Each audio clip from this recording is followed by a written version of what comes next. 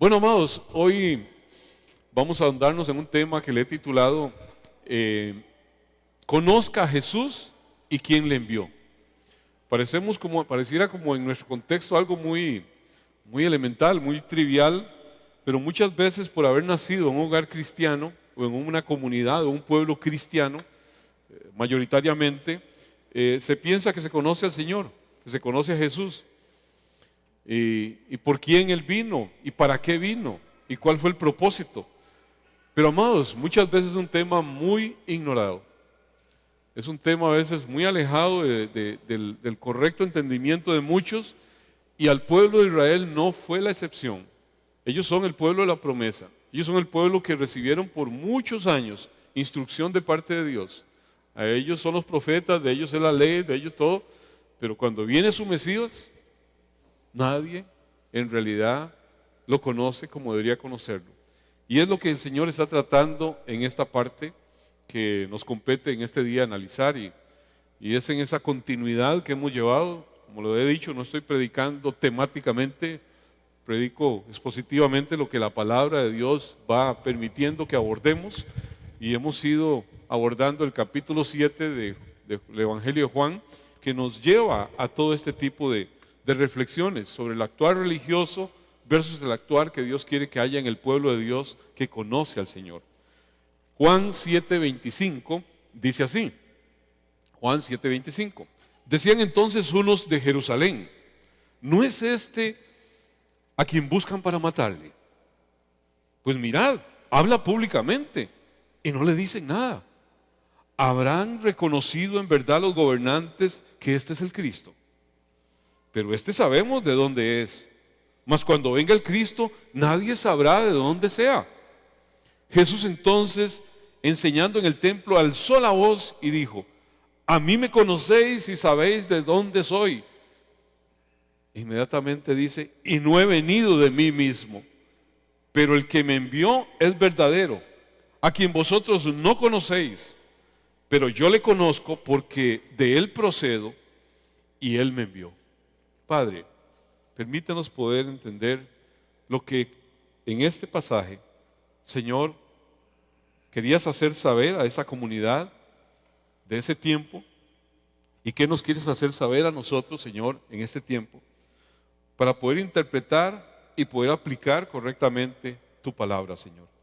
Danos, Señor, dame lengua de sabio para hablar con sabiduría. Danos oídos de sabio para escuchar sabiamente. Pero sobre todo, Señor, corazones mansos, corazones, Señor, nobles, entendidos, postrados, que tiemblen ante tu palabra, para que tú grabes, Señor, tu instrucción en nuestro corazón, en el nombre de Cristo Jesús. Ahí, al no conocer la misión divina, el pueblo lo que está mostrando que es una ignorancia al plan de Dios. Y a pesar de los milagros que estaban identificando proféticamente a ese personaje que tenían enfrente como su Mesías, acuérdense que el Señor le dice cuando mandan a preguntarle a Juan, ¿eres tú o hay que esperar a otro? El Señor lo remite a ¿qué? Vea lo que está sucediendo. Muéstrenle a Juan. O sea, si él es profeta y entiende de profecía, entiende lo que está sucediendo ahí. Ellos estaban expuestos a eso mismo. Y eso hacía ver que su origen divino, pero no dejaban ellos de mirar su naturaleza meramente terrenal, y eran lo que estaban ellos metidos. Pero el Señor ahí, por mucha oposición y por mucho deseo de crear confusión de parte de estos judíos, el Señor Jesús no dejó de decir una y otra vez contundentemente sobre su naturaleza, sobre su procedencia, sobre su propósito.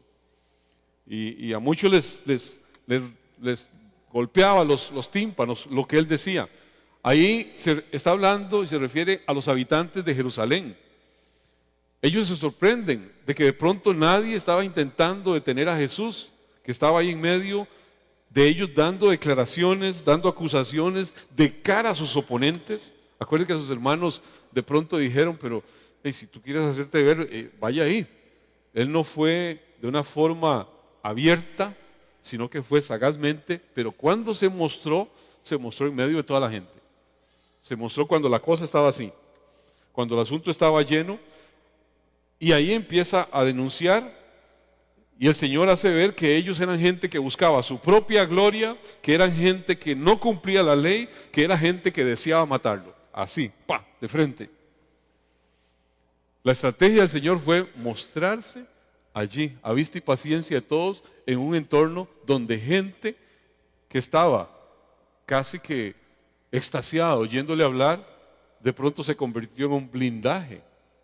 Estrategia que Dios usó en ese momento.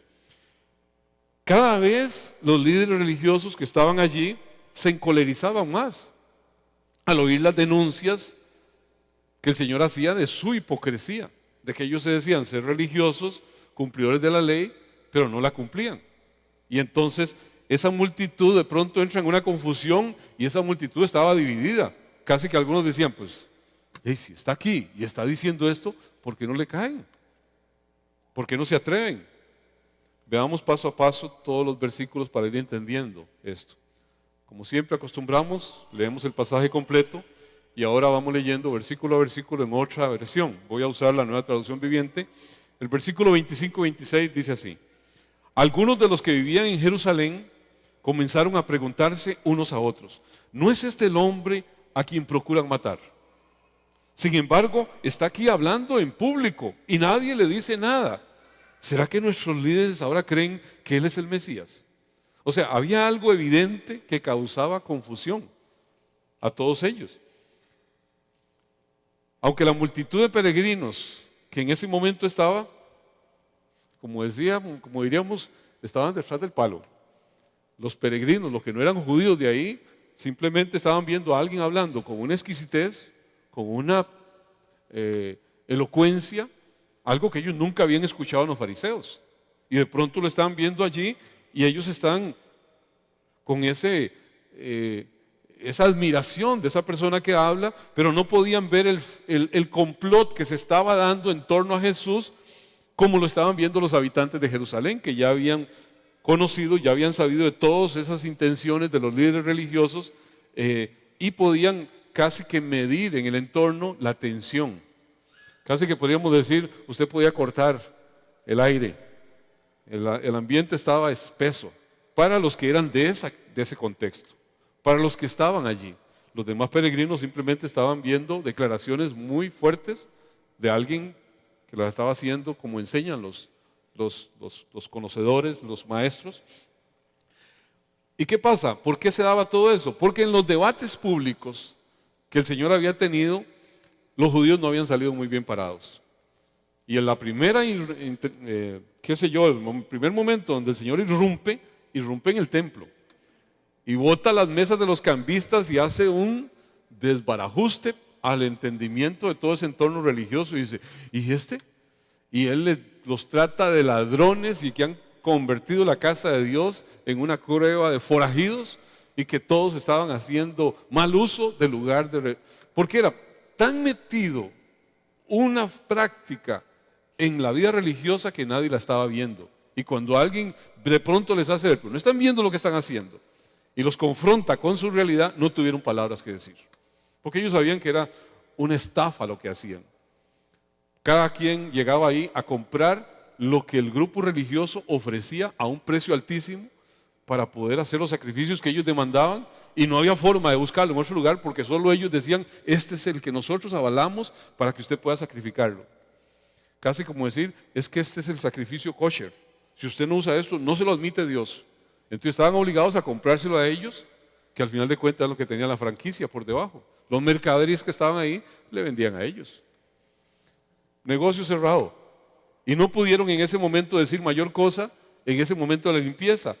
También estaban con un gran temor de que se armara, diríamos ahora, un zafarrancho, un alboroto allí, porque estábamos en una fiesta de gran convocatoria, era la fiesta de los tabernáculos cuando Él se presentó. Y todos estaban midiendo el peso político, logístico, de pronto de actuar en una forma en que tal vez no era lo más prudente. Por supuesto que todo obedecía en conjunto a los planes perfectos de Dios. Todo al final obedecía a la sabiduría divina. Y uno tiene que entender que el Señor con audacia y si se quiere con atrevimiento daba declaraciones de una forma, de un nivel muy contundente, en un ambiente donde la cosa diríamos, no se prestaba para eso. Y amados, este tipo de denuncia, este tipo de forma, no estuvo alejada de la iglesia de los primeros tiempos. Si algo caracterizó a esa iglesia de los primeros tiempos fue cómo fueron gente que usó la palabra correctamente y habló directo. ¿Por qué? Porque había un recurso que ellos entendieron y que de pronto a veces en el tiempo presente no. Pensamos que el recurso de la iglesia es, no sé, cosas que de pronto la gente más bien se ríe de eso. Y ver exhibiciones que todo el mundo dice, ¿eso será el Señor? ¿O será? Y pensamos que tenemos que apelar a cosas que no es lo que la palabra dice que es poder. Yo entiendo por la palabra a dónde está el poder. La palabra claramente dice que ella, la palabra, es poder y justicia de Dios para salvación a todo aquel que cree. Y el Señor, si algo tuvo, fue que habló la palabra contundentemente cuando tenía que decirla. Esto no se trata de un debate ahí entre pulsos, no, está diciendo la palabra, lo que es, lo que Dios dice. Así que es a usted y a mí lo que nos corresponde. Vea lo que pasó en un caso, un momento en el cual Pedro y Juan sí van rumbo al templo, se topan con una persona que está ahí, un cojo, una persona que está a la puerta del templo, visto por todo el mundo. Posiblemente todos los religiosos entraban ahí constantemente y lo veían y sin mayor novedad. Era el clásico limosnero de la entrada del templo. Y él le extiende la mano y le piden ayuda. Y a ese momento la expresión que todos hemos visto en la palabra cuando Pedro dice, ni por simple, no tengo plata ni oro, pero lo que tengo te doy. En el nombre de Jesucristo de Nazaret, levántate. Extraordinario. Él se levanta inmediatamente. Él recobra su condición. Y entonces de pronto esa acción suscita que los religiosos llamen a cuentas a Pedro y a Juan. Y entonces Pedro y Juan, principalmente Pedro, tienen la posibilidad de irrumpir en ese interrogatorio que le están haciendo con un denuedo extraordinario, que es lo que tiene que existir en la lengua de todo aquel que ha conocido al Señor, que ha entendido quién es el Señor, que conoce a Jesucristo y conoce quién lo envió y para qué lo envió. Y Pedro dice en Hechos capítulo 4, verso 9, puesto que hoy se nos interroga acerca del beneficio hecho a un hombre enfermo, de qué manera éste haya sido sanado, sea notorio a todos vosotros y a todo el pueblo de Israel que en el nombre de Jesucristo de Nazaret, a quien vosotros crucificasteis y a quien Dios resucitó de los muertos, por él este hombre está en vuestra presencia sano. Oiga usted qué clase de afirmación delante de todo el Sanedrín. Este Jesús es la piedra reprobada por vosotros los edificadores, la cual ha venido a ser cabeza de ángulo. Simplemente está anunciando palabra del Antiguo Testamento que se están cumpliendo en Jesús. Y en ningún otro hay salvación, porque no hay otro nombre dado al cielo, bajo el cielo, dado a los hombres en que podamos ser salvos. Un ícono de nuestro evangelismo actual mencionado allí. Entonces, viendo el denuedo de Pedro y de Juan, y sabiendo que eran hombres sin letra del vulgo, se maravillaban y les reconocían que habían estado con Jesús. Como dirían, a alguien les hizo hoy diríamos un coco wash, pero ahí sencillamente le hicieron una transformación, un cambio de entendimiento de las cosas. Era gente que no era formada, pero de pronto tenía un denuedo en sus labios. Dice el versículo 31, cuando después no tuvieron forma de tomar acción por la forma en que ellos estaban refiriendo, la iglesia seguía orando, la iglesia seguía clamando, y llegaron Pedro y Juan ahí, dice, cuando hubieron orado, el lugar en que estaban congregados tembló, verso 31. Y todos fueron llenos del Espíritu Santo y hablaban con denuedo la palabra del Señor. ¿Qué caracterizó a todos aquellos que estaban orando para que ellos los libertaran, para que no les pasara nada? Que oraban todos y resulta que el Espíritu Santo los estremece a todos y todos son llenos del poder del Espíritu Santo. ¿Y qué hacen? empiezan a hablar con denuedo la palabra de Dios. Qué maravilloso, qué extraordinario. Ahí vemos cómo la intervención del Espíritu Santo, en realidad recibiréis poder cuando haya venido sobre vosotros el Espíritu Santo, Hechos 1:8. ¿Para qué? Me seréis testigos, para que hablemos. Esta palabra les capacita al creyente para hablar el mensaje de Dios como con denuedo. O sea, se refiere a cosas que se expresan con una franqueza, con una claridad, más allá de lo que la persona en sí pudiera tener, por decirlo así, la habilidad natural o la formación. Esto no lo vemos solamente en este pasaje.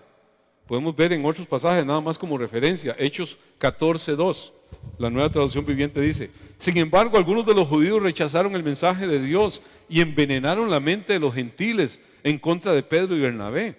Pero los apóstoles se quedaron allí por mucho tiempo predicando con valentía acerca de la gracia del Señor. ¿Acerca de qué?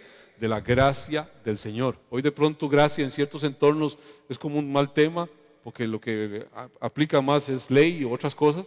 Pero ellos hablaban de qué? De la gracia del Señor.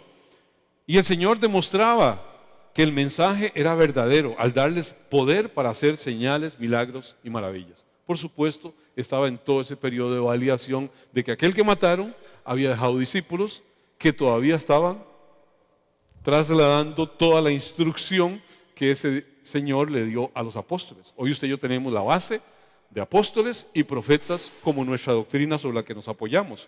Efesios capítulo 6, verso 19 dice en la Nueva Versión Internacional: oren también por mí, dice el apóstol Pablo, para que cuando hable Dios me dé las palabras para dar a conocer con valor el misterio del Evangelio, por el cual soy embajador en cadenas. Oren para que lo proclame valerosamente como debo hacerlo. Alguien en prisión que diríamos, ya para qué, ya está encerrado, ya lo tienen en la cárcel. Ahí está clamando Pablo en una oración, no por su bienestar personal, no está hablando por una comodidad física, no está hablando por algo, sino que él tuviera ahí en la cárcel el poder tener una condición en la cual pudiera hablar con denuedo, pudiera hablar correctamente, con fidelidad, continuar proclamando que el Evangelio, porque el Evangelio es poder y justicia de Dios para salvación. Él había entendido que si estaba ahí, al final de cuentas, lo importante es el mensaje. Lo importante es la razón por la cual estamos. 1 Tesalonicenses 2:2 dice: pues habiendo antes padecido y sido ultrajados en Filipos, como sabéis, tuvimos denuedo de nuestro Dios para anunciar el Evangelio de Dios en medio de gran oposición. Amados, nosotros como iglesia del Señor, antes que pretender lo que la iglesia anda de pronto, viera qué culto, amados. Yo estuve en todos esos entornos, viera qué culto, todo el mundo en el suelo, todo el mundo cayó, viera qué. Y eran esas cosas. Yo pasé por ya no se ve tanto, pero el tiempo de las carcajadas y las risas y todo. Los que más viejos en el Señor, pues vivieron todo ese tiempo. Y los tiempos de todo ha habido en la iglesia. Shows que han pasado como oleadas y de pronto pensamos, eso fue lo extraordinario, eso fue el poder de Dios. Amados, el poder de Dios no ha cambiado. El poder de Dios es aquello que transforma las vidas, los corazones, cuando se predica con denuedo el Evangelio, cuando se predica la palabra del Señor. Y es lo que la iglesia debe procurar, sin desmerecer que Dios haga lo que quiera. Dios puede hacer lo que quiera, Dios puede sanar, Dios puede traer milagros, Dios puede hacer, pero no puedo estar en función a eso. Alguna gente piensa que es que si no se da un hecho sobrenatural, no hay capacidad de predicar. Eso es una ofensa al Evangelio. Eso es una ofensa a nuestro llamado. Si Dios quiere hacer lo que quiere hacer, es cosa de Dios, pero no condicionando a eso. ¿Estamos claros? Aquí los habitantes de Jerusalén expresaban, pues con alguna ironía, ahí más que con una sospecha de que lo que él estaba sucediendo ahí fuera verdadero, lo que estaba dándose las autoridades judías, dice, lo estarán reconociendo, estarán viendo realmente que este es el Mesías, pero en realidad lo estaban haciendo con un propósito más de exasperar a los gobernantes que de una verdadera, qué sé yo, convencimiento de que realmente sí estaban viendo en él el Mesías. Ahí estaban expresando la posibilidad de que fuera así, casi como diciendo un menosprecio a esos que han sido tan reacios, tan escépticos, tan opuestos, y de pronto no le hacen nada. Entonces él de alguna forma están diciendo: oye, estos que dicen ostentar poder, al final de cuentas, ¿por qué no hacen algo? Era algo que estaban provocando de alguna forma alguna manifestación de parte de sus religiosos. Después vamos a ver que mucho de eso se da. Hay a veces consecuencias o persecuciones que se producen cuando hay gente que está apoyando, qué sé yo, un sistema imperante, algo que es el orden según el entendimiento constituido. Y esta gente, este grupo, era una élite que tenía una serie de beneficios. Ellos procuraban mantener su status quo. No importa cuál fuera la situación, aunque tuviesen que doblegarse ante mucho de lo que el grupo romano a cargo hiciera, ellos sencillamente estaban procurando eso, defender su condición, antes que defender la verdad, antes que defender la justicia de ese personaje que tenían enfrente y de ese hecho absolutamente extraordinario que estaba esperando la nación de Israel desde la fundación del tiempo, por mantener su status quo, por mantener su bienestar. Y amados, sería terrible que en nuestro tiempo actual estemos más en función a ver cómo nuestros beneficios, favores se sostienen, por no denunciar eventualmente lo que está mal. Máxime cuando se está atacando lo que es medular, lo que es la palabra del Señor. Ahí el versículo 27 dice: pero ¿cómo podría hacerlo?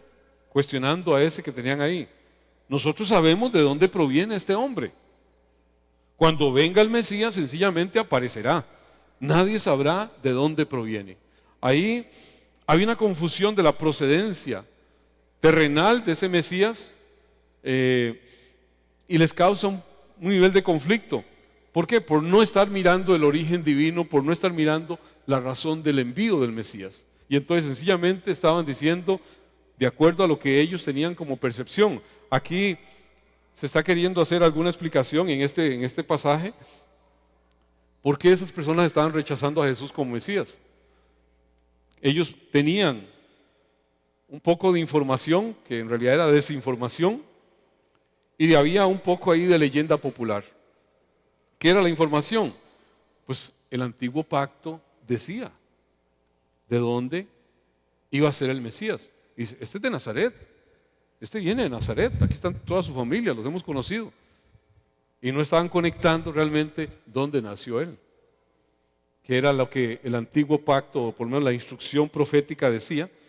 Y entonces, recordemos nada más para que tengamos presente, eso lo decía Miqueas capítulo 5, verso 2, cuando decía: pero tú, Belén Efrata, pequeña para estar entre las familias de Judá, de ti me saldrá el que será Señor en Israel. Y sus salidas son desde el principio de los días hasta la eternidad. Ese era lo que era la profecía que se había dado allá en los tiempos de Miqueas. Pero en el tiempo del Señor, acordémonos qué fue lo que hizo Herodes. Cuando de pronto vienen los magos estos, los reyes, buscando al rey que iban a nacer. Inmediatamente mandó a llamar a todos y díganme cómo está la cosa. Hay un rey que va a nacer. ¿Dónde va a nacer? Cuéntenme del asunto. Y dice Mateo capítulo 2, verso 4. Y convocados todos los principales sacerdotes y los escribas del pueblo, se les preguntó dónde habría de nacer el Cristo.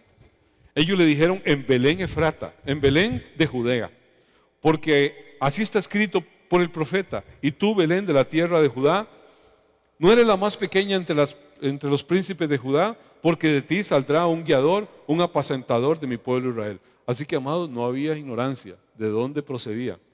Pero entonces, si ellos tenían esa información, la leyenda popular de que iba a aparecer de pronto, de que nadie iba a saber de dónde venía, era puro cuento. Era algo que no estaba correcto allí, porque esa leyenda popular se basaba mucho en, qué sé yo, en varios pasajes, pero principalmente en Malaquías. Malaquías capítulo 3, verso 1, que dice: he aquí yo envío mi mensajero, el cual preparará el camino delante de mí, y vendrá súbitamente a su templo el Señor a quien vosotros buscáis.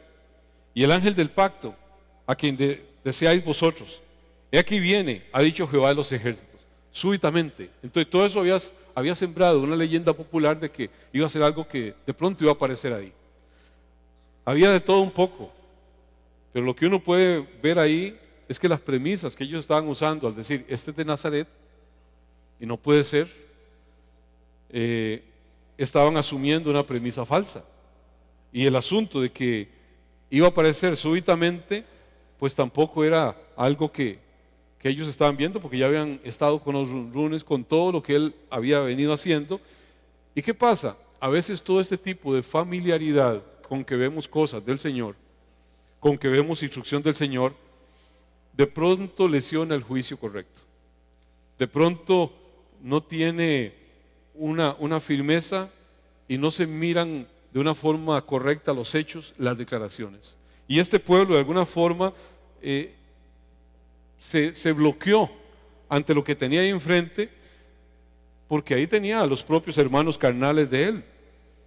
Y este es hijo de María, es hijo de José, aquí está la gente.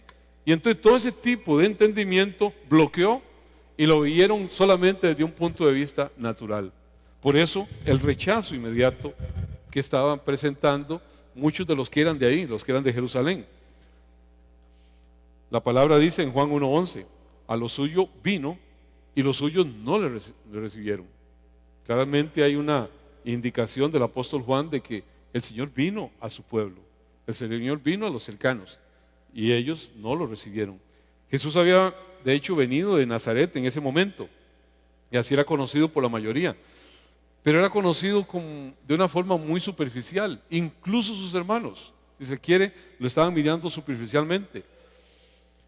Y esto suscitó de pronto entonces una respuesta del Señor que lo hace casi de una manera, qué sé yo diría casi que con cierta ironía y con cierto, acusación de que ellos no estaban viendo las cosas más allá de sus ojos. Y en el siguientes dos versículos 28 y 29, en la Nueva Traducción Viviente de este pasaje de Juan 7, dice, mientras Jesús enseñaba en el templo, exclamó, otras versiones dicen, y gritó, es cierto, ustedes me conocen y saben de dónde provengo, pero no estoy aquí por mi propia cuenta. Claramente hace ver, hay algo que ustedes ven, hay algo que es lo natural, pero hay una situación que ustedes no están viendo. Y inmediatamente dice, el que me envió es veraz, y ustedes no lo conocen, pero yo sí lo conozco, porque vengo de él, y él me envió a ustedes. No dejó la menor duda de su comisión en ese momento. Casi está diciendo, la procedencia física es irrelevante. Aquí lo importante es cuál es la misión, cuál es el plan divino, por qué estoy aquí. Es lo que él está diciendo. O sea, con ese comentario casi que estaba haciéndoles ver una expresión, como decía, media irónica, pero hace ver que el conocimiento que ellos están teniendo es completamente ajeno a la verdadera naturaleza y al verdadero conocimiento de aquel que le está enviando en ese momento y que está enviando según su promesa, lo cual se ha constatado ya ampliamente por todo lo que el Señor mismo ha realizado, por todo lo que Él ha hecho. Y muchas veces, amados, nosotros podemos estar con un conocimiento superficial y decimos, sí, yo he tenido gente que dice, yo iba a aquella iglesia, pero vieras que no me gustó. Y fue una vez, algo yo así de refilón y no me gustó. Y no supo ni qué se predica, ni qué línea lleva, ni nada. Y hay mucha gente que dice, yo fui a una iglesia cristiana. No, eso no. Amados, hay tanta gente vacunada feamente para el Evangelio por no haber tal vez recibido lo que tiene que recibir. A usted y a mí nos toca que predicar permanentemente, constantemente el Evangelio de la gracia de nuestro Señor. El Dios de los cielos dejó su condición y vino a este mundo para pagar un precio de una culpa que no era su culpa, para redimir a una humanidad que no tenía otra posibilidad, para que todo aquel que en Él crea no se pierda, sino que tenga vida eterna. Y tenemos nosotros que tener esa ubicación en todo momento. Podemos estar manejando como ese pueblo alguna información, la historia, la redención, pero sin una conexión realmente con nuestro estado caído. Ellos tenían un entendimiento de que un Mesías venía, pero ¿cuál era su entendimiento? Este Mesías nos va a ubicar nuevamente en la condición de un pueblo glorioso que tenía dominio sobre todos estos lugares.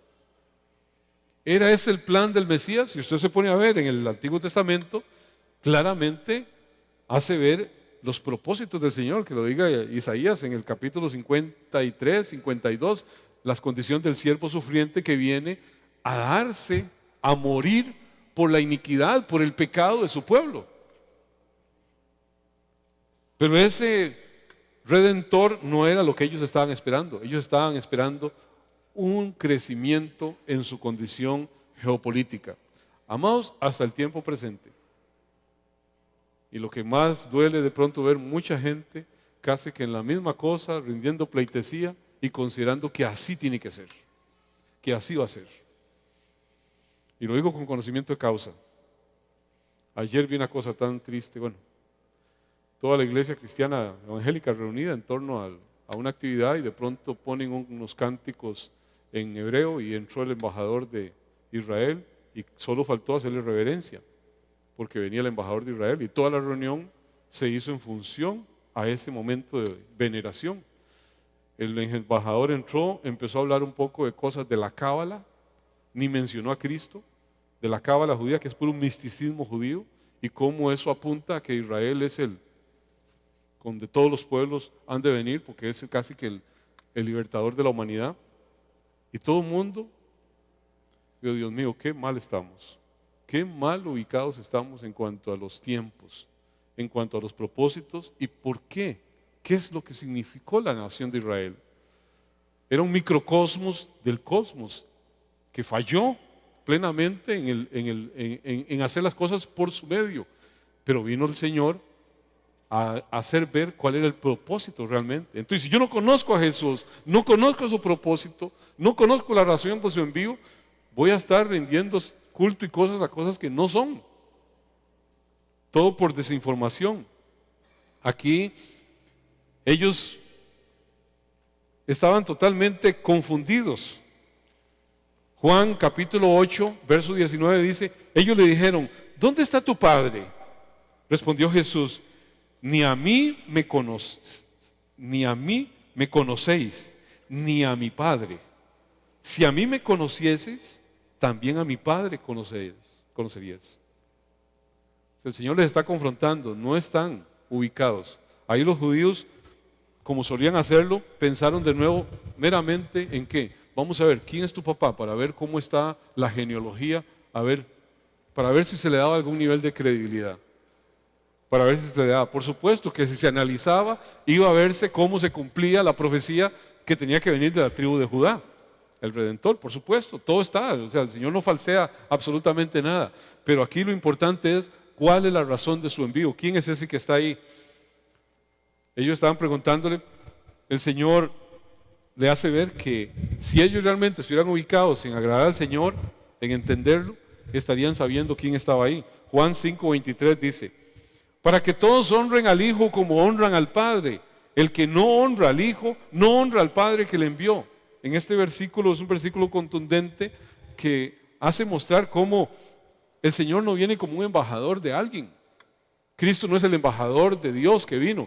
Cristo es Dios encarnado que vino a este mundo a dar su vida por el rescate de una humanidad en la forma del Hijo. Un solo Dios en tres personas. El Hijo venía con una misión claramente. No como un embajador, no como un emisario, no como un ángel de Dios, sino como el Dios hecho carne. Ese es el que vino y claramente está atribuyendo ahí esa palabra. El que me honra, el que honra al Hijo, el que no honra al Hijo, no honra al Padre que le envió. O sea, el Hijo y el Padre merecen igualdad de honra. Dios no comparte su gloria con nadie. Y si aquí Él está diciendo que ellos son dignos de honra los dos, es porque es el mismo ser. Y claramente se está definiendo como esa igualdad plena, completa con el Padre. Juan capítulo 15, verso 23 dice, el que me aborrece a mí, también a mi Padre aborrece. Había una amplia evidencia en todo lo que había hecho el Señor para hacer ver que él no era ningún falso profeta, ningún pseudo-mesías, que los líderes religiosos trataban de pronto a hacer ver, sino que ellos fueron al final confrontados por el Señor y Juan es contundente en todo lo que él lleva a lo largo de este evangelio, y es que todos conozcan que Jesús es el Hijo de Dios y conociéndolo tengan vida en su nombre. Ese es el propósito del libro. A lo largo de todo el libro Juan está martillando constantemente esto. Vean lo que dice Juan 8:42. Jesús entonces les dijo: si vuestro Padre fuese Dios, ciertamente me amaríais, porque yo de Dios he salido y he venido, pues no he venido de mí mismo, sino del que me envió. ¿Por qué no entendéis mi lenguaje? ¿Por qué no podéis escuchar mi palabra? Vosotros sois de vuestro padre el diablo, y los deseos de vuestro padre queréis hacer. Vea qué clase de declaración hace el Señor. ¿Y cuál es la acusación? No están escuchando mi palabra. No es lo que está hablando justamente solamente en ese momento, es su palabra a lo largo de todos los tiempos. Él ha sido, habla, vosotros sois de vuestro padre el diablo y los deseos de vuestro padre queréis hacer. Él ha sido homicida desde el principio y no ha permanecido en la verdad, porque no hay verdad en él. Cuando habla mentira, de lo suyo habla, porque es mentiroso y padre de mentira. ¿Qué están haciendo ellos? Mintiendo, siendo homicidas, queriendo matarlos. Los está totalmente dejando como nuevos en lo que le está diciendo. Y dice: y a mí, porque digo la verdad, no me creéis. ¿Quién de vosotros me redarguye de pecado? O sea, acúseme de algo que la palabra de alguna forma me señale. Que la ley que ustedes dicen cumplir me juzgue. Es lo que está diciendo. Es lo que está haciendo ver, es que él está cumpliendo a cabalidad todo. A mí, porque digo la verdad, no me creéis. ¿Quién de vosotros me redarguye de pecado? Pues si digo la verdad, ¿por qué vosotros no me creéis? El que es de Dios, la palabra de Dios oye. Por eso no la oís vosotros, porque no sois de Dios. Oiga qué clase de expresión y cómo los confronta. Ahí la incredulidad de los judíos hacia Jesús en realidad estaba poniendo en evidencia que Dios no era el Padre, no era el Dios al que ellos decían seguir. Jesús resaltó que una señal explícita era que pudieran reconocer y ver en los tiempos la venida de su Hijo, la venida de ese enviado de Dios, la venida y el propósito y cómo Dios estaba mostrando su amor para un pueblo que le había prometido un Redentor. Ahí el Hijo iba a exhibir ¿qué? Las características de su Padre: amor, verdad. No era lo que ellos estaban mostrando, no estaban mostrando amor, no estaban mostrando verdad. Ellos estaban mostrando las características de su Padre, el que es padre de mentira y padre de maldad y padre de ningún amor, es antiamor. Entonces les decía: ustedes son de su padre, el diablo. Ellos lo que tenían en su corazón era odio, engaño, y era lo que expresaban. Yo me pongo a pensar de pronto, ¿qué podemos nosotros estar expresando cuando nos metemos en algún debate? Yo sé que a veces los debates de alguna forma, cuando hablamos de cosas teológicas, crecen en temperatura. Pero amados, en el momento en que de nosotros sale el amor y la verdad, todo se acabó. Por eso dice la palabra: no te metas en vanas discusiones de esa naturaleza. Porque cuando no hay oídos para escuchar, es mejor no jugar de ninguna forma, no usar aquello que es tan precioso, que es la palabra del Señor. Entonces tenemos que ser muy cautos. Ahí el orgullo religioso de estos escribas y fariseos estaba siendo casi que devastado por las declaraciones contundentes que el Señor estaba haciendo ver sobre su actuar, que no iba ligado a lo que deberían ser si eran hijos del Señor. Y al igual que los hijos de Elí eran perversos, la palabra así lo señala, eran ajenos a la vida de Dios y de la ley de Dios, que está como ícono de la ley, que es amar a Dios y amar al prójimo. Esa es la ley. El cumplimiento de la ley se da en esos dos. La palabra sobre los hijos de Samuel en 1 Samuel 2:12 dice: de Elí, y los hijos de Elí eran unos perversos que no tomaban en cuenta al Señor, hijos del sumo sacerdote en ejercicio en ese momento. gente que no tomaba en cuenta a Dios. A veces la confianza, el manoseo religioso nos puede hacer irreverentes ante lo santo y tratarlo casi como profano. Ahí había un celo mal dirigido y un error que los conducía a ese pueblo, ¿a qué? A más error, porque supuestamente tenían un celo por la ley, pero violaban constantemente la esencia de lo que la ley es. Entonces no podemos nosotros decir, voy a defender a Dios contra Dios. Yo no puedo ir a favor de lo que Dios dice, avasallando lo que Dios ama. Hay que tener mucho cuidado en eso, hay que tener mucha mesura, porque podemos entrar de pronto en alguien que de pronto va y ataca a un poco de gente porque son incircuncisos o porque aquellos desgraciados católicos están haciendo tal cosa. Y hasta hace no mucho tiempo veíamos en Irlanda evangélicos contra católicos matándose. Amados, la historia de la humanidad cuenta unos desazones y unas cosas increíbles, so pena de pensar que están agradando a Dios. Dice, algunos de ustedes los van a matar pensando que le hacen un favor al Señor. ¿En qué momento? ¿En qué momento encontramos algo que nos conecte con realmente nuestra condición de ser?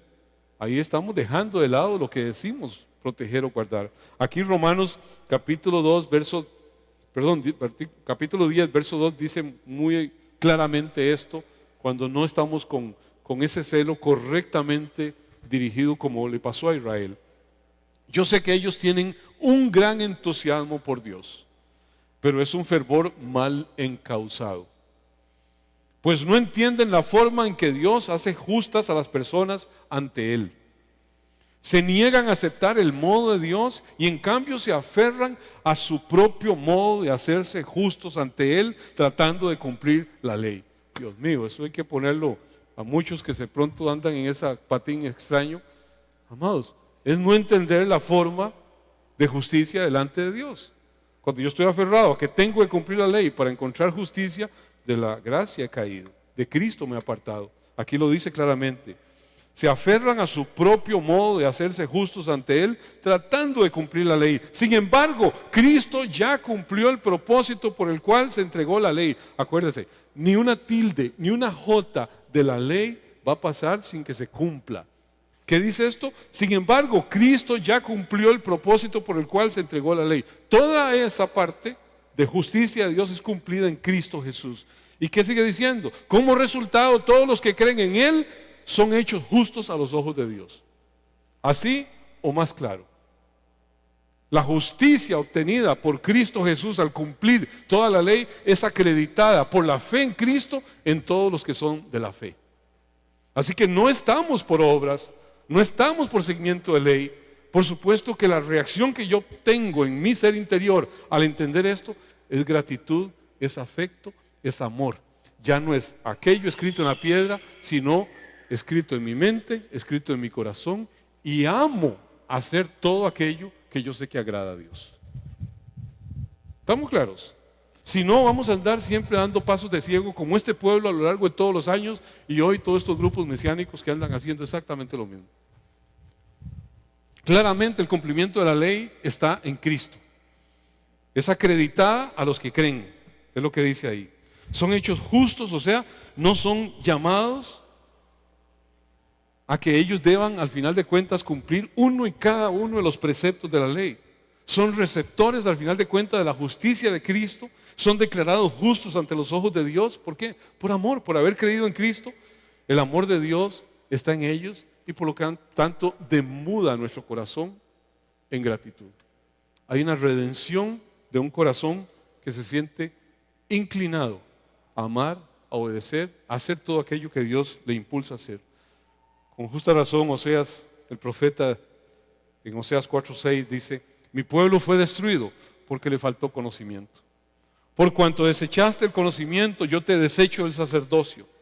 Y porque olvidaste la ley de tu Dios, también yo me olvidaré de tus hijos. Le hablaba a ese pueblo, el pueblo que se jactaba de ser fieles a la ley, que se convierte en seguidores de sus propios caminos, de sus propias regulaciones humanistas. Desechando la instrucción de Dios, al final de cuentas estaban aferrados a lo suyo propio. Eran supuestamente seguidores de la ley, pero al final de cuentas eran de acuerdo a sus tradiciones. El Señor vino a confrontarlos de frente. Todos los ayes que el Señor da al grupo fariseo, al grupo saduceo, es porque su religión los había enclaustrado en un montón de cosas que no eran lo que Dios estaba demandando de ellos. Y se estaban haciendo esclavos de algo que no es. Así que el celo religioso en prácticas humanas de tradición rabínica, de tradición, qué sé yo, convierte a muchos, como en ese momento, en gente ciega al verdadero Dios. No conocen a Cristo y por supuesto no conocen al Padre, porque no están entendiendo cuál es la instrucción. Por eso decía que en los seguidores del Talmud, muchas veces el Talmud moderno, tienen interpretaciones que son sumamente caprichosas, sumamente alejadas antes que bíblicas de lo que tiene que ser realmente importante para un pueblo que dice ser el pueblo de Dios. Y de pronto entonces se dan cosas que son ajenas al plan de Dios. Y se suscitan de pronto muchas hipocresías y muchas conductas que son al final de cuentas de falta de credibilidad, porque no creyeron en quién estaba ahí. Porque no creyeron que el que estaba ahí era Jesucristo, el Hijo de Dios, el Dios encarnado.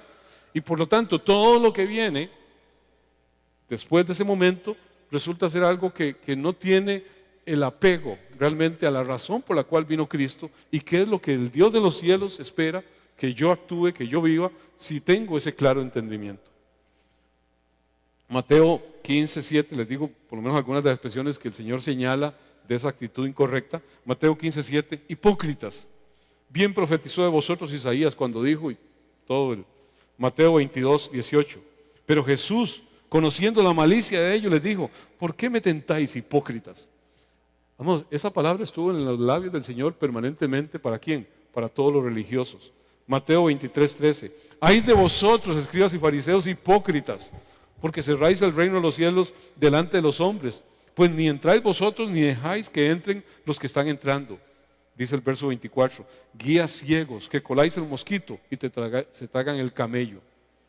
El Señor tuvo que estar usando un montón de similitudes de esa. Miran la viguita, la paja en el ojo ajeno y no miran la viga que tienen en el propio ojo. La religión, cuando yo soy un orgulloso de lo que hago, me convierte en un hipócrita delante de un Dios que conoce mi corazón y sabe que este corazoncito perverso y engañoso solo Dios lo cambia. No es lo que yo pueda o pretenda hacer. Es el Dios que demuda el corazón, que regenera el corazón. Así que Jesús viene aquí y ridiculiza esa idea misma de que los judíos que estaban prejuiciados de forma legalista y materialista ahí en Jerusalén conocieran realmente quién era Él y cuál era su origen. Los está dejando como nuevos. Frente a tales conceptos falsos, Jesús no escatima en decir claramente, directamente, quién es Él, cuál es su comisión. Y es lo que está diciendo, que Él es verdaderamente el Cristo, que Él, al final de cuentas, solo Él conoce la verdad que viene del Padre, que es el único Dios verdadero que ellos no conocen, que ellos dicen reverenciar, pero no lo están conociendo, porque no están actuando de acuerdo a lo que ese Dios ha instruido. Hay un distintivo clarísimo en una persona que conoce a Jesús, que conoce quién le envió. Hay un distintivo que tiene que ser claro para nosotros, porque si no, al final se convierte simplemente en un dimes y diretes. Veámoslo en la palabra. Juan 8:55 dice, pero vosotros no le conocéis, mas yo le conozco. Y si dijere que no le conozco, sería mentiroso como vosotros, pero le conozco y guardo su palabra. ¿Cómo se reconoce Cristo que conoce al Padre? Porque le conoce y guarda su palabra. Claramente el verdadero conocimiento que Jesús hace ver y la obra que Él lleva adelante es el ser un cumplidor de la palabra. Como principal característica, no solamente intelectualmente, guardo su palabra. O sea, es aparejarse con la palabra. Jesús no tenía ninguna oscuridad sobre lo que era la obra del Padre, lo que Él le había encomendado, por qué había venido. Vea lo que dice Juan 17:4, que es la famosa oración sacerdotal que es aplicada a todos los tiempos, aplicada a la iglesia. En la Nueva Versión Internacional dice, yo te he glorificado en la tierra y he llevado a cabo la obra que me encomendaste. Ahora, Padre, glorifícame en tu presencia, con la gloria que tuve contigo antes de que el mundo existiera. Habla de la preexistencia de Cristo por todos los tiempos. A los que me diste del mundo, yo les he revelado quién eres. Eran tuyos, tú me los diste y ellos han obedecido tu palabra. ¿Qué fue lo que vino el Señor a mostrar? La palabra del Señor. Ellos han obedecido tu palabra. Ahora saben que todo lo que me has dado viene de ti, porque les he entregado las palabras que me diste y ellos las aceptaron. Saben con certeza que salí de ti y han creído que tú me enviaste. ¿Por qué? Porque han aceptado su palabra. Usted no puede creer en Jesús sin hacer suya la palabra. Usted no puede caminar en esa verdad y el entendimiento de para qué fue enviado si su palabra no es parte de lo que está ahí custodiado en lo más apreciado nuestro. Dice que Él viene a grabar sus palabras en nuestra mente y en nuestro corazón. El conocer a Jesús es conocer su palabra y hacerla propia, abrazarla. Solo su palabra en el corazón, solo su palabra en el actuar, es lo que al final de cuentas va a dar testimonio, por medio del Espíritu Santo que habita en nosotros, de que somos gente que conocemos al Señor. El Señor nos ha comisionado y dice: recibiréis poder cuando haya venido sobre vosotros el Espíritu Santo y me seréis testigos. ¿Testigos de qué? De su palabra, de aquel que nos hace claramente. El Verbo se hizo carne, la palabra se hizo carne y habitó entre nosotros. ¿Qué es lo que yo tengo que conocer? Pues su palabra. El conocimiento no es un sentido meramente terrenal, histórico, sino espiritual. Esa palabra en la claridad que el Espíritu Santo da para su correcto entendimiento en el tiempo presente. El tener información correcta, amados, de cosas de Dios no descarta al final de cuentas el que de alguna forma yo lo rechace y el que yo no tome eso o que tenga un mal entendimiento. Este pueblo tenía la custodia de la palabra, Dios se lo había dado, pero había un mal entendimiento, una mala aplicación y se encontraban en el tiempo en que el Señor vino en una ruina espiritual. Yo puedo decir, ok, tengo la palabra, pero amados, lo que nos distingue, lo que distingue realmente al pueblo del Señor es que tenemos el codificador de la palabra, que es el Espíritu Santo de Dios, que nos permite ahondar en la palabra, que nos permite conocer realmente cuál es el sentir de lo que Dios ha dicho. Romanos 2:17, y voy casi terminando. He aquí, tú tienes el sobrenombre de judío y te apoyas en la ley y te glorías en Dios y conoces su voluntad e instruido por la ley apruebas lo mejor y confías en que eres guía de los ciegos, luz de los que están en tinieblas. Casi que ahí le está hablando de una forma totalmente irónica. Ellos consideran que están guiando a los ciegos y están más ciegos que los ciegos. Y dice el verso 23, tú que te jactas de la ley, con infracción de la ley deshonras a Dios. Es que nadie puede jactarse de la ley, nadie puede decir, yo soy un cumplidor de la ley, a mí que me revisen por donde sea. Amados, si el Dios de los cielos dice, nadie cumple la ley, no hay uno justo, ni siquiera uno. Así que lo que más puedo yo entender es, la ley dibuja mi incapacidad de ser fiel delante de Dios. No mi orgullo de que ve como yo hago lo que Dios me dice. No, no y no. Lo que puedo hacer es llegar delante de Dios y decir, Señor, no puedo hacerlo. En mi naturaleza caída carnal constantemente estoy infringiendo, Señor. Todos los días tengo que llegar delante de ti a pedir perdón por cosas donde fallo constantemente.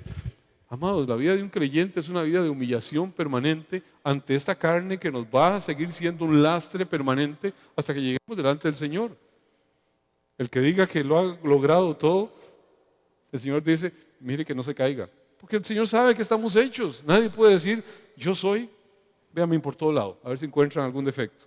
Dios mío. Lo mejor que podemos hacer es humillarnos cada día delante del Señor y decir, Señor, que no deshonre tu nombre por lo que actúe en este día, por lo que alguien pueda ver en mi vida.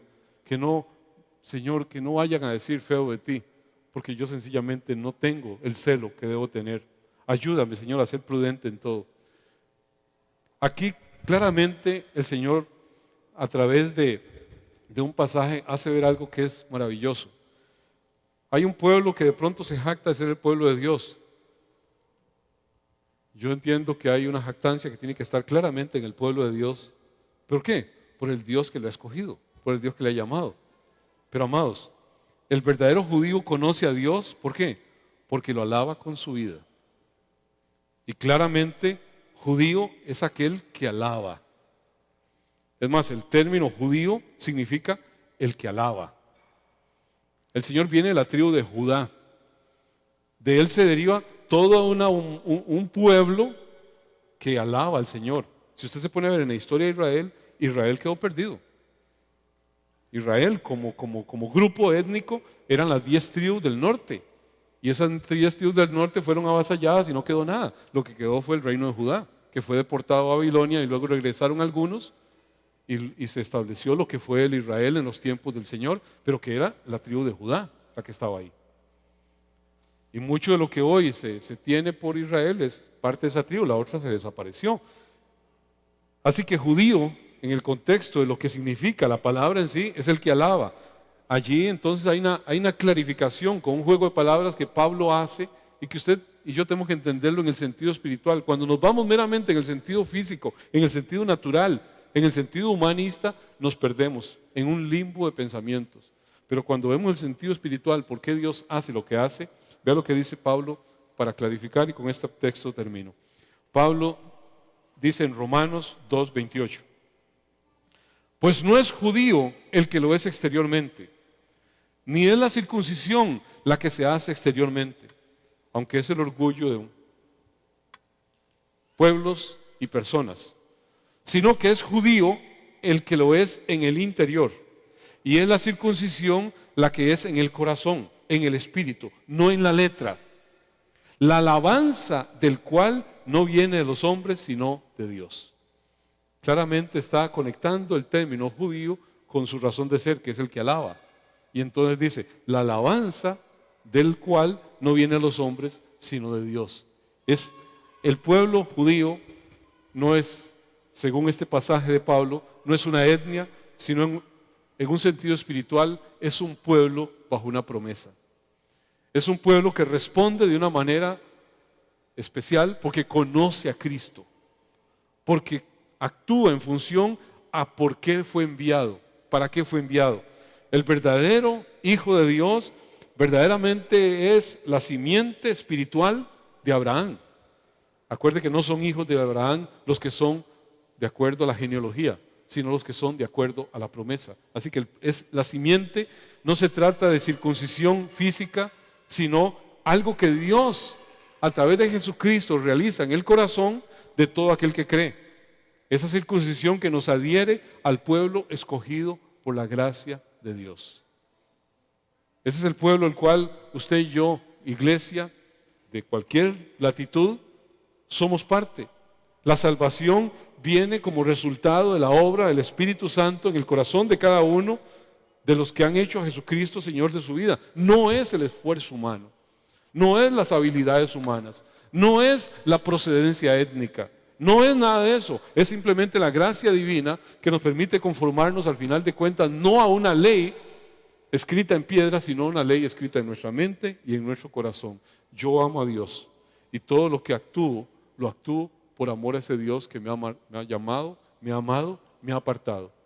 Y todo al final de cuentas va en función ¿a qué? A devolver ese favor de gratitud a Dios. ¿Cómo lo hace? Lo alaba en todo. Entonces, el término judío, el que alaba, brota de aquel que ha entendido quién es Jesús. El que alaba con su vida, el que alaba con su mensaje, el que alaba con lo que toca, con lo que piensa. ¿Es usted el pueblo que alaba al Señor? ¿Somos la iglesia del Señor? ¿Podemos alabar al Señor este día y todos los días de nuestra vida? Amados, nuestra esperanza no está en lo que usted y yo hagamos. Nuestra esperanza está en Jesús. Por Él tenemos vida, por Él existimos. Si nuestra esperanza al final de cuentas dependiera de cosas externas, de actuaciones nuestras, amados, toda la gloria sería nuestra, todo el honor sería nuestra, pero no obedece a eso, sino a que el Dios de los cielos tuvo favor, misericordia y escogió un pueblo y llamó un pueblo. Hoy ese pueblo lo constituyen judíos étnicos y gentiles. que al final de cuentas corresponden ¿a qué? Al Israel de Dios. ¿Corresponden qué? Al que es verdaderamente judío, en el sentido de que es el que alaba a Dios, porque conoce a Jesús y sabe quién le envió, para qué le envió. Alguien que diga que es de esa condición y no conoce a Jesús, podrá ser un judío étnico, pero no un judío espiritual. Claramente la palabra lo hace ver. Solo es posible por la convicción que el Espíritu Santo da en el corazón del gobierno de ese corazón, que tiene un dueño y se llama Jesucristo, el Hijo de Dios. Él nos ha escogido, Él nos ha llamado, Él nos ha apartado. Amados, solamente en Él tenemos esperanza, usted y yo. Solamente en Él, solamente de Él debemos depender. Que Dios nos encuentre en todo momento alabando, adorando al Dios que realmente un pueblo ha conocido. Jesucristo, el Hijo de Dios, es el Señor. Bendito Dios. Solo ante ti, Dios, nos inclinamos. Solo ante ti, Señor, queremos postrarnos. Queremos, Señor, que nada pueda hacer, Señor, claudicar, menguar ese precioso nombre que es sobre todo nombre, que tu palabra dice, Señor, que es en el nombre de Jesucristo que toda rodilla se doblará y toda lengua de confesar: Jesucristo es el Señor, que no hay otro nombre dado a los hombres en el cual podamos ser salvos, solamente Jesucristo, el Redentor nuestro, el Dios encarnado, el que vino a este mundo para morir en una cruz, pagando una falta, una culpa que no era suya propia, era nuestro pecado, era nuestra maldad, Señor. Queremos vivir para la alabanza de tu gloria. Queremos vivir realmente, Señor, con la razón de ser de ese pueblo que deriva de Judá, del pueblo que alaba, del que es llamado a alabarte todos y cada uno en los días de su vida. Que todo lo que respira alabe y glorifique tu santo nombre, Jesucristo. En ti está nuestra esperanza, en ti está todo nuestro amor, toda nuestra gratitud. Qué gran abismo nos apartaba, cuán grande monte nos separó. En mi angustia miré al cielo, clamé a ti en mi oscuridad, y en mis tinieblas tu amor perfecto apareció y me rescató.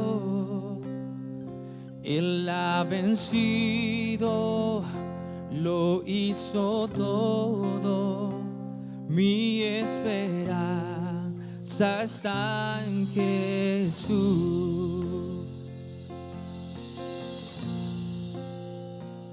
¿Quién pensaría tan grande gracia, inagotable tu gran amor? El Dios eterno bajo del cielo llevó el pecado y mi dolor, y por la cruz soy perdonado, me ha redimido el Salvador.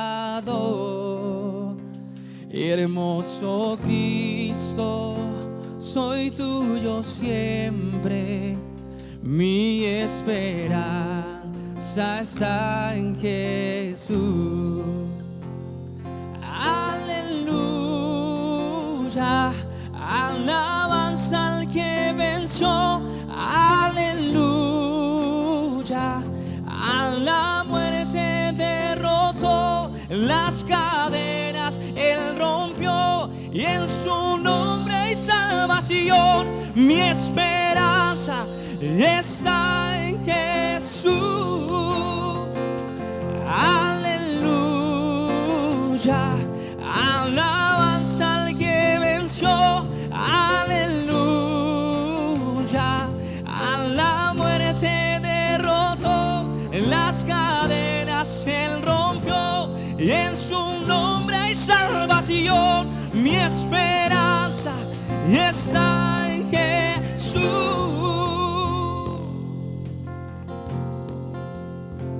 Por la mañana del tercer día resucitó, volvió a vivir. El león rugiente rompió el silencio, a la muerte derrotó. Tuya es la victoria, Dios.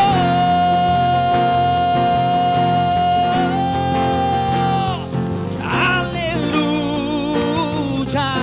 alabanza al que venció. Aleluya,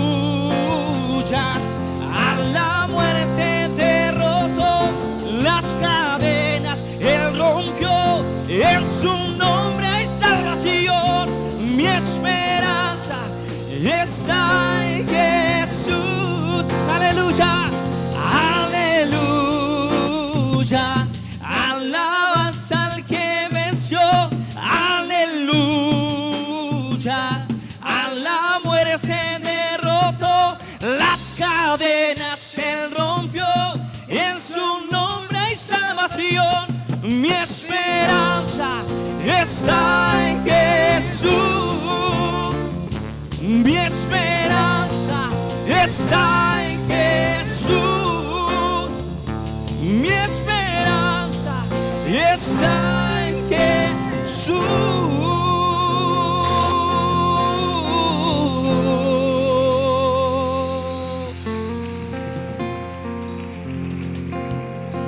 Mi esperanza está en Jesús. Mi esperanza está en Jesús.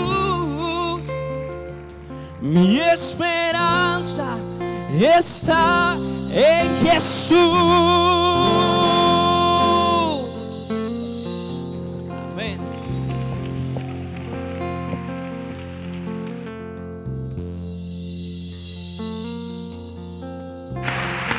Amén.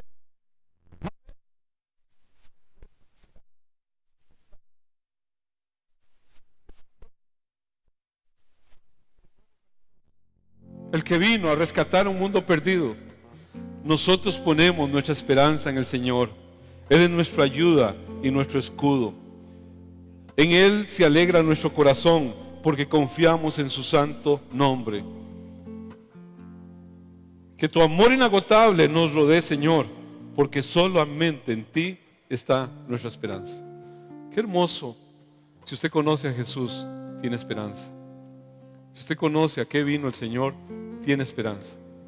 A pesar de cualquier circunstancia, situación que el mundo pueda presentar, usted y yo nos mantenemos como viendo al invisible. No es por lo que nosotros hayamos hecho, es porque le hizo a lo que vino Jesucristo, el Hijo de Dios, nuestro Señor.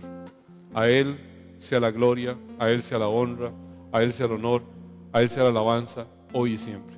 Amén. Damos gloria a tu nombre, Señor.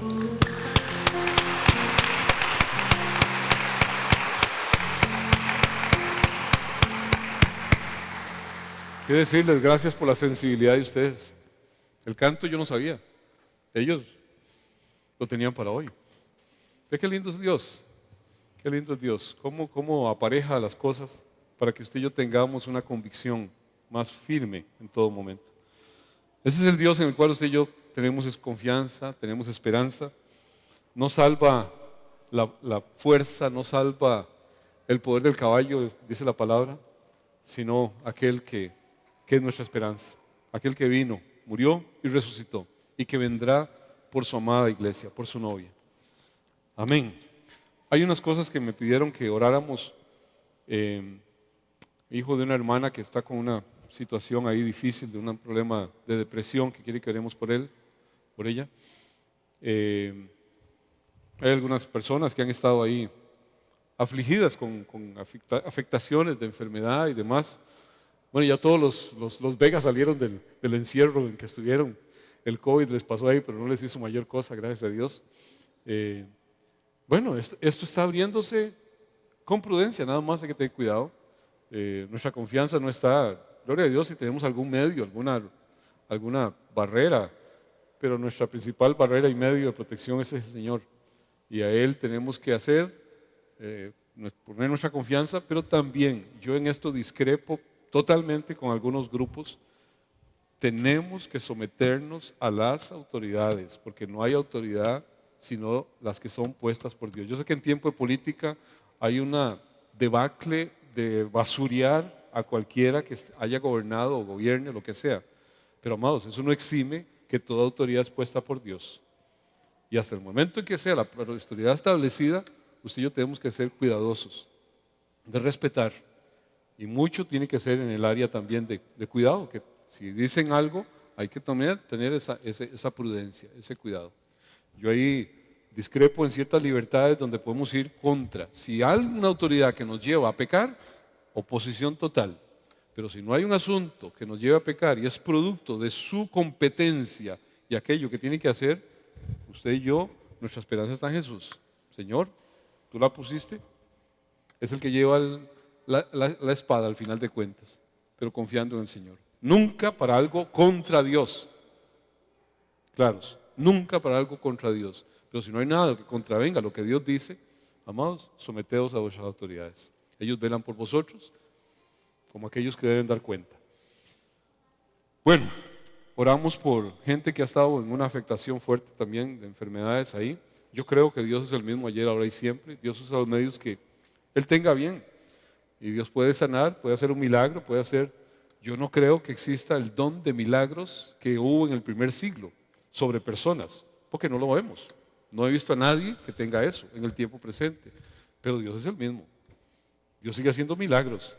Y cuando la iglesia ora, yo he visto milagros. Y hay un poder que se da porque es el mismo Dios. El don fue para un propósito, para acreditar, para validar. Hoy no vemos a nadie con ese don, pero vemos a una iglesia que tiene poder en Cristo Jesús. Y oramos y Dios hace milagros, así que oremos por milagros de sanidad en las vidas de personas. Padre, qué hermoso es entender que nuestra esperanza, Señor, no está en una persona, Señor, que fenece, una persona, Señor, que es débil en esta latitud, por muy fuerte que el mundo le pueda ver. Señor, nuestra esperanza está en ti. Hoy venimos aquí, Señor, orando por esta necesidad de este joven, Señor, que está, Señor, sumido en una situación de depresión sin esperanza. Padre, que pueda entender que tú eres el que le levanta esa condición. La persona que, Señor, ha estado en afectaciones de salud, que tal vez han perdido toda esperanza, Señor, oramos para que tú te glorifiques allí, en esa condición de salud, Señor, y que el medio que tú tengas a bien hacer, Señor, tú eres el mismo ayer, ahora y siempre, y oramos, Señor, para que te glorifiques. Señor, obra creativa en cada uno de ellos, Señor, y glorifica tu nombre, que no quede duda de que la mano preciosa del Dios de los cielos ha actuado. Padre, hoy como iglesia venimos también orando, Dios, dice tu palabra, Señor, que oremos por la paz de Jerusalén, que oremos por tu pueblo, Señor. Sabemos hoy espiritualmente cuál es tu pueblo. Sabemos que no obedece a una latitud física en un lugar preciso de la tierra, sino que, Señor, es tu pueblo, Israel, en todos los pueblos de la tierra. Padre, hay sumamente alta población, Padre, de verdaderos israelitas, Señor, de verdadero pueblo que alaba, judíos que alaban, que adoran, Señor, que están allá en Ucrania. Venimos orando, Dios, para que tú te glorifiques y tomes control de esto, Señor. Nuestra esperanza está en ti. Oramos por la paz en esa región de la tierra, Señor. Que tú pongas a freno, Dios, a los deseos, a ese ímpetu que de pronto suscita, Señor, adversidades y cosas, Señor, más allá de lo que podemos entender, Señor. Seas tú tomando control, Señor, y que ese pueblo que clama a ti, hemos visto muchas evidencias, Señor, de pastores y personas clamando al Dios de los cielos. Padre, oramos por una respuesta tuya sobre Ucrania, sobre cada uno, Señor, de los que son pueblo tuyo, que están en esas latitudes, Señor, para que tú les guardes, para que guardes su vida, guardes su familia, que guardes a todos aquellos que están levantando las manos hacia ti, Señor, y puedan ver, Señor, el auxilio, la esperanza en ti, Señor. Padre, glorifícate en esa nación, detén los impulsos del enemigo, Señor, y que quiera usar a personas para destrucción. Padre, ven interrumpiendo sus planes, ven confundiendo sus planes, ven deshaciendo sus planes. Padre, en el nombre de Cristo Jesús, pon vallado en torno a las vidas de estas personas, Señor, y que tu nombre sea glorificado, que tu nombre sea exaltado hoy y siempre, Señor. Padre, en el nombre de Cristo Jesús te lo pedimos y te damos honor, honra y gloria. Amén y amén. Nuestra esperanza está en Jesús. Queremos anunciarle que, bueno, va a haber ventas de postres. Yo sé que muchos de pronto usan Simpe y compran un postre. Póngale nada más, si pone un Simpe, ponga postre, para saber a dónde va, para ver de dónde viene, porque a veces a la gente de contabilidad se le hace un enredo. Se le está pidiendo para el día de la feria, que va a ser el 10 de abril, vamos a hacer ventas, como otras veces que se vende en ropa y demás ahí. Entonces, si usted tiene a mano algo que quiera, que esté bueno, que esté en buen estado y que quiera, ya dejó de usarlo, y a que alguien lo puede usar, mucha gente es favorecida, es bendecida con eso. El 19 de marzo va a ser la actividad de mujeres que se había pospuesto, aquella que se iba a hacer a finales del mes de enero, va a estar para el 19 de marzo. Así que a todas las que tenían el buen deseo de asistir, pues ahí está la fecha definida, 19 de marzo, posiblemente en los mismos horarios y demás que se había pensado. Bueno, vamos a estar en pie para hacer la oración final, darle gracias. Perdón, había algo que los jóvenes, perdón. Sí, casi me los brinco, perdón. El grupo de jóvenes está está experimentando, sufriendo suena como muy doloroso. Está experimentando una transformación. Yo alabo a Dios por gente como Uber, como Meli, como cada uno de ellos que han tomado la batuta, que han estado desde niños casi con nosotros y ahora están con una firmeza defendiendo todo lo que tiene que ver con el grupo más joven y los que se van conectando ahí. Mainitor pues ya está buscando la picada, como dicen. Mainitor y Jocelyn van ya enrumbados posiblemente el otro mes, ya se defina su situación y van rumbo a México. Mainitor ha estado presidiendo el tema de lo que son jóvenes, pero a partir de ya, en realidad, Uber y Meli tienen esa designación. Ellos son los que están a cargo de los jóvenes, así que ellos tienen un mensaje de parte de lo que es el grupo de jóvenes para todos los que están acá y los que nos puedan estar viendo. Adelante, Uber. Muchas gracias, Paz. Bueno, buenos días todavía. Ya casi nos vamos a almorzar. Como lo dice el Paz, bueno, en mi caso yo estoy en el grupo jóvenes desde el 2001. He visto muchas generaciones pasar, ¿verdad? Muchos jóvenes pasar por esta iglesia. Sirvo como líder desde el 2007 y hemos visto muchos jóvenes, muchas cosas muy bonitas y también difíciles. Se ha luchado, digamos, pero siempre hemos visto a Dios. Amén. Ahorita el grupo está muy bonito, el grupo de jóvenes. Tenemos muchos chicos que se van integrando y cuando uno ve a estos jóvenes, los más pequeñitos, y uno los ve ahí llegar de 12 años, uno le gustaría garantizar que esos chicos se van a quedar con nosotros toda la vida y que van a estar acá siempre, ¿verdad? Pero no lo podemos garantizar. Lo único que sí podemos garantizar es que se hace el esfuerzo de brindarles herramientas cada sábado, ¿verdad? Y diferentes actividades para que ellos puedan crecer en el conocimiento de la palabra, para que tengan un ambiente bonito a donde venir, compartir, desarrollarse en un ambiente sano, ¿verdad? Como lo es la iglesia, y que puedan echar esas raíces, esas bases que ya van trayendo muchos desde la escuela dominical, que justamente es lo que queremos, hacer esa transición, ¿verdad? Que no se vea como algo separado, la escuela dominical y el grupo de jóvenes, sino es una transición. O sea, lo que queremos es y justo por eso estamos acá, para invitarlos a los más pequeños que van saliendo desde escuela dominical para que se sumen al grupo de jóvenes, y si algún otro que ya está más grande quiere asistir, también Entonces, ahorita Meli y Victoria les van a terminar de explicar un poquito más de la dinámica del grupo, pero de verdad los invitamos de todo corazón. Para nosotros es un gusto que nos puedan acompañar. Tenemos un equipo de liderazgo, gracias a Dios, que ama mucho y creo que si estamos ahí, primero porque Dios lo ha permitido y segundo porque seguimos creyendo en los jóvenes y seguimos creyendo que todo esfuerzo vale la pena y sabemos que Dios es fiel y así va a ser. Amén, amén. Buenos días, Dios les continúe bendiciendo, así como estaba diciendo Uber. Bueno, el grupo de jóvenes nos reunimos todos los sábados a las 6:15. Por lo general nos estamos reuniendo en el comedor de la iglesia, aproximadamente de 6:15 a 8 de la noche. Esta información es importante para los papás, ¿verdad? Que a veces no saben cuánto tiempo tarda la reunión, aproximadamente ese es el tiempo. Y lo que hacemos en el grupo de jóvenes es estudiar la palabra. En este año estamos estudiando o iniciamos con el libro de Hechos. Entonces es muy bonito porque, por ejemplo, ahora que el pastor hacía referencia a algunas citas bíblicas de Hechos, lo podemos relacionar, ¿verdad?, con lo que hemos venido estudiando. Entonces siempre el grupo de jóvenes se basa en el estudio de la palabra. Y bueno, también tenemos algunas invitaciones. Entonces ahora a la salida vamos a estar distribuyendo algunas invitaciones para los jóvenes que tal vez no se han podido acercar, o si alguna persona considera que quisiera invitar a algún joven que no está aquí, con mucho gusto les podemos dar las invitaciones.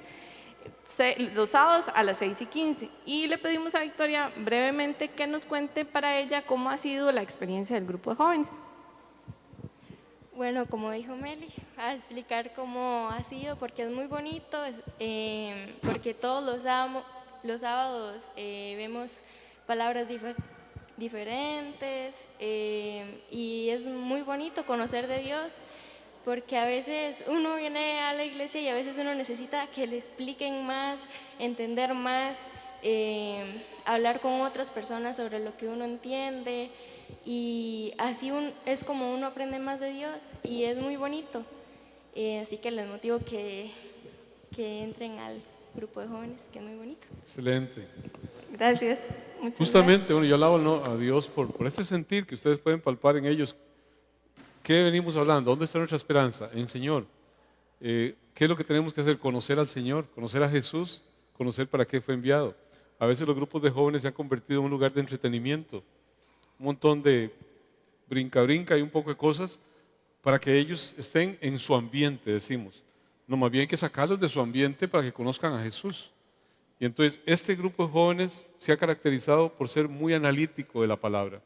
Y yo pienso que muchos de los que realmente ahorita están como muy punta de lanza de entendimiento de las doctrinas sanas y demás, son los jóvenes.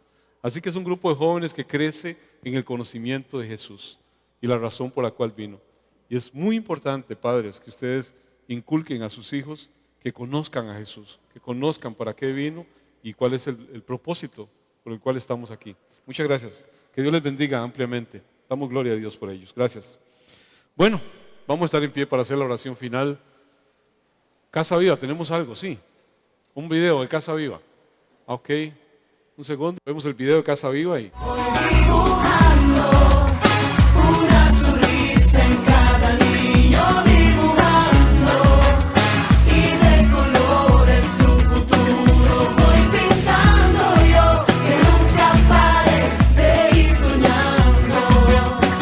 Casa Viva Costa Rica te invita al reclutamiento de familias. Únete a la familia Casa Viva y sé parte del cambio en la vida de un niño o niña.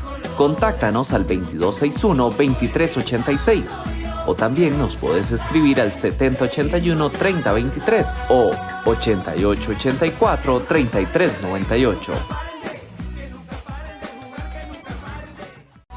El Señor dice, estuve enfermo, estuve en la cárcel, estuve en tal condición, me buscaste.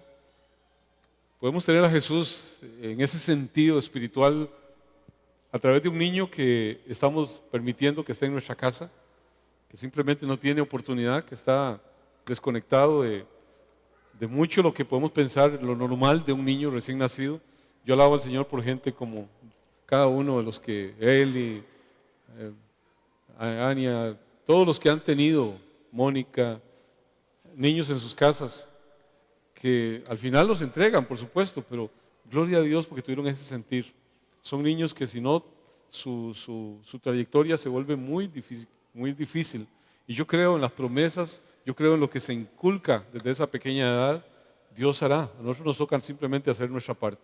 Así que si usted lo ha sentido y siente ahí algún llamado de ser Casa Viva, es reclutar, es meterse a decir, bueno, podemos aceptar recibir a un niño en un periodo de tiempo en nuestra casa. Es parte de este llamado que lo hace el Señor a través de la iglesia. Quiero bendecirles en el nombre del Señor. Dice la palabra: entonces el Señor dijo a Moisés, dile a Aarón y a sus hijos que bendigan al pueblo con la siguiente bendición especial. Que el Señor te bendiga y te proteja. Que el Señor sonría sobre ti y sea compasivo contigo. Que el Señor te muestre su favor y te dé su paz. Y cada vez que Aarón y sus hijos bendigan al pueblo en mi nombre, yo los bendeciré. Así que es la razón por la cual bendecimos. Padre, aquí está tu iglesia, tu pueblo. Y oro para que la bendición tuya repose sobre sus vidas, en todo lo que emprenden, en todo lo que realizan. Que sea notorio que es pueblo tuyo, que te conoce y que ama, Señor, los designios tuyos. Que el Señor nuestro Dios te bendiga y te guarde. Que ese buen Dios haga resplandecer su rostro sobre ti y tenga de ti misericordia. Que ese buen Dios alce sobre ti su rostro y te conceda paz. En el nombre del Dios Padre, del Dios Hijo y del Dios Espíritu Santo. Él es digno de toda la gloria, de toda la honra y de todo el honor. Amén. Amén.